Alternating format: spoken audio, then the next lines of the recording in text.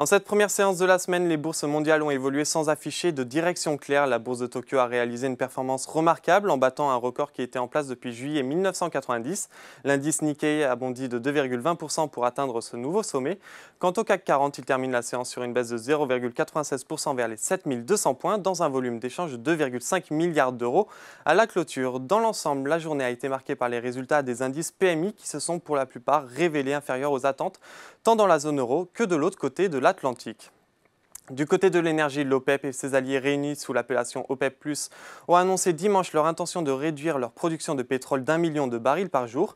Cette décision a bénéficié à l'action Total Energy, mais malheureusement, jusqu'à l'ouverture du marché US, le titre cède 0,60% à la clôture. Encore sur le CAC 40, le secteur du luxe subit des prises de bénéfices. Les actions LVMH, Hermès et Kering cèdent toutes trois entre 0,95 et 2,03%, mais c'est Pernod Ricard qui se retrouve en bas du tableau. A l'inverse, peu de valeurs en hausse sur la séance, mais Orange joue son rôle de valeur défensive dans ce marché orienté à la baisse. L'action prend 1,62%. On passe sur le SBF 120.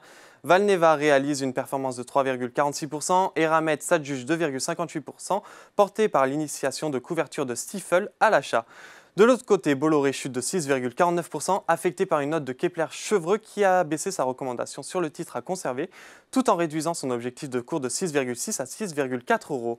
Enfin, on termine par les marchés américains. À la clôture parisienne, les indices outre-Atlantique présentaient des tendances divergentes. Le Dow Jones cédait 0,32%, alors que le Nasdaq affichait une hausse de 0,45%. Les valeurs technologiques continuent d'attirer l'attention des investisseurs à l'image d'Apple qui inscrit de nouveaux records à plus de 184 $. Voilà, c'est tout pour ce soir, mais n'oubliez pas, toute l'actualité économique et financière est sur Boursorama.